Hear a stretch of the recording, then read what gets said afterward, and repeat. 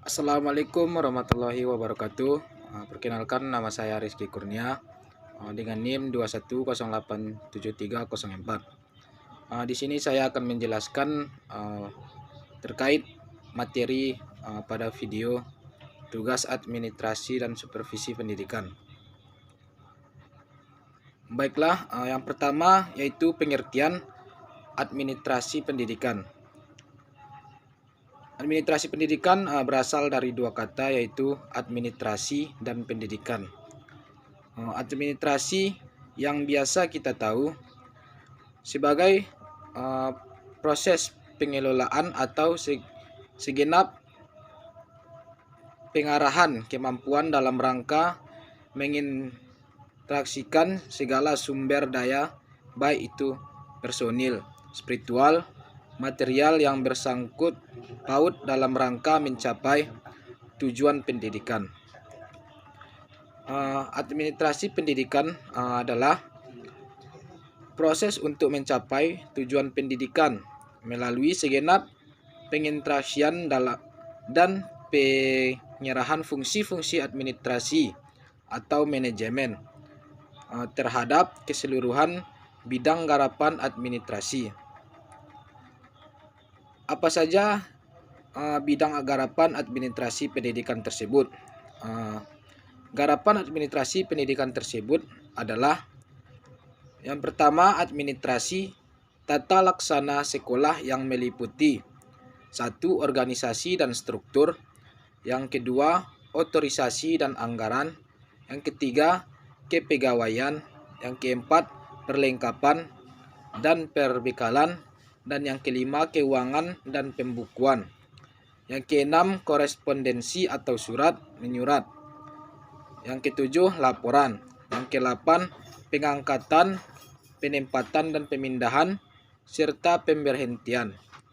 Yang kesembilan, pengisian buku pokok atau induk, rapor, dan sebagainya.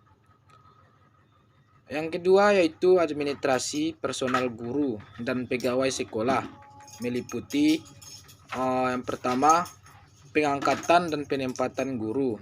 Yang kedua, organisasi personal guru. Yang ketiga, masalah kepegawaian dan kesejahteraan guru. Yang keempat, rencana orientasi bagi tenaga guru baru. Yang kelima, kondit dan penilaian kemajuan guru. Yang ketujuh, interface training dan upgrading guru. Berikutnya itu yang ketiga, administrasi murid, meliputi yang pertama, organisasi dan perkumpulan murid. Yang kedua, masalah kesehatan dan kesejahteraan murid. Yang keempat, penilaian dan pengukuran murid. Yang kelima, bimbingan dan penyuluhan. Yang keenam, supervisi pengajaran, meliputi usaha membangkitkan dan merangsang semangat guru. Yang berikutnya, usaha mengembangkan, mencari dan menggunakan metode baru. Selanjutnya, mengusahakan cara-cara menilai hasil dan pendidikan dan pengajaran. Berikutnya itu usaha mempertinggi mutu dan pengalaman guru. Yang keempat yaitu pelaksanaan dan pembinaan kurikulum, meliputi yang pertama, mempedomani dan merealisasikan apa yang tercantum dalam kurikulum. Berikutnya, menyusun dan melaksanakan organisasi kurikulum beserta materi, sumber dan metode. Selanjutnya, menuruti atau mengikuti kurikulum yang sudah ada. Juga berhak atau boleh memilih menambah materi atau metode yang sesuai dengan kebutuhan. Berikutnya adalah pendirian dan perencanaan bangunan sekolah, yang meliputi yang pertama, cara memilih letak dan menentukan luas tanah yang dibutuhkan. Yang kedua, mengusahakan, merencanakan dan menggunakan pendirian gedung sekolah. Ketiga, menentukan jumlah dan luas ruangan kelas, kantor, asrama, lapangan olahraga, halaman sekolah, dan lain-lain. Berikutnya, cara penggunaan sarana dan prasarana serta pemeliharaan dan lain-lain. Berikutnya yang kelima yaitu hubungan masyarakat, yang meliputi hubungan antar sekolah dengan sekolah, pemerintah atau instansi yang terkait, dan hubungan masyarakat pada umumnya.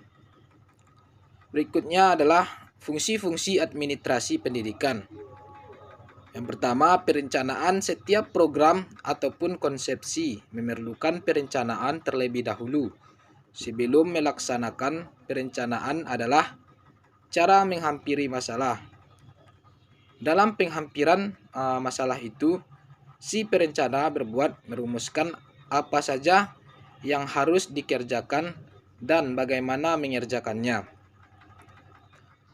Yang kedua yaitu pengorganisasian, merupakan aktivitas menyusun dan membentuk hubungan-hubungan kerja antara orang-orang sehingga terwujudnya suatu kesatuan usaha dalam mencapai tujuan-tujuan yang telah ditetapkan. Pengorganisasian sebagai fungsi administrasi pendidikan menjadi tugas utama bagi para pemimpin pendidikan, termasuk kepala sekolah, terutama dalam kegiatan sehari-hari di sekolah. Terdapat berbagai macam pekerjaan yang memerlukan keterampilan dan tanggung jawab yang berbeda-beda. Yang ketiga yaitu pengorganisasian, adanya bermacam-macam tugas atau pekerjaan yang dilakukan oleh banyak orang. Memerlukan adanya koordinasi dari seorang pemimpin. Adanya koordinasi yang baik dapat menghindarkan kemungkinan terjadinya persaingan yang tidak sehat atau kesimpang siuran dalam tindakan. Kita mengetahui bahwa rencana atau program-program pendidikan yang harus dilaksanakan di sekolah-sekolah sifatnya sangat kompleks dan sangat mengandung banyak segi yang saling bersangkut paut satu sama lain. Sifat kompleks yang dipunyai oleh program pendidikan di sekolah menunjukkan sangat perlunya tindakan-tindakan yang dikoordinasikan, atau dengan kata lain koordinasi ialah aktivitas membawa orang-orang material, pikiran-pikiran, teknik-teknik, tujuan-tujuan ke dalam hubungan yang harmonis dan produktif dalam mencapai suatu tujuan. Baiklah, yang keempat yaitu komunikasi dalam setiap bentuk adalah suatu proses yang hendak mempengaruhi sikap dan perbuatan orang-orang dalam struktur organisasi. Yang kelima, supervisi setiap pelaksanaan program pendidikan memerlukan adanya pengawasan atau supervisi, di mana pengawasan bertanggung jawab tentang keaktifan program. Oleh karena itu, supervisi haruslah meneliti ada tidaknya kondisi-kondisi yang akan memungkinkan tercapainya tujuan-tujuan pendidikan. Dengan kata-kata lain, fungsi terpenting supervisi adalah sebagai berikut. Pertama, menentukan kondisi-kondisi atau syarat-syarat apakah yang diperlukan. Yang kedua, memenuhi atau mengusahakan syarat-syarat yang diperlukan. Yang keenam adalah kepegawaian masalah yang diperlukan di dalam kegiatan-kegiatan kepegawaian. Ialah pemberian motivasi kepada para pegawai agar selalu bekerja giat, kesejahteraan pegawai intensif, dan penghargaan atau jasa-jasa mereka. Kondite dan bimbingan untuk dapat lebih maju. Kemudian adanya kesempatan untuk mengupgrade diri. Masalah pemberhentian dan pensiun pegawai. Yang ketujuh adalah pembiayaan. Dapat diibaratkan bensin bagi sebuah mobil atau motor.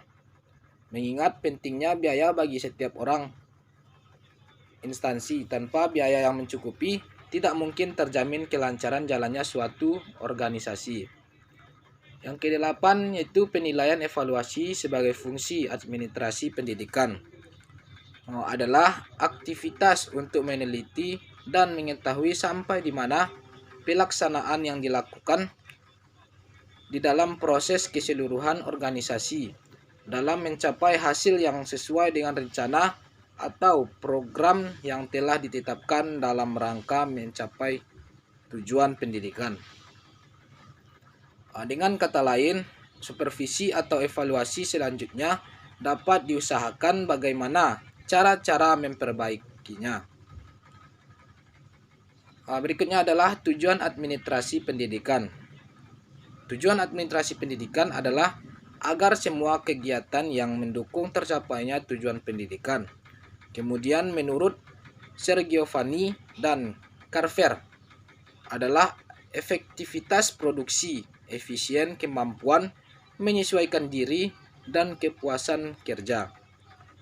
Sedangkan tujuan administrasi pendidikan di Indonesia yang dilaksanakan di sekolah juga bersumber dari tujuan pendidikan nasional yang digariskan dalam GBHN.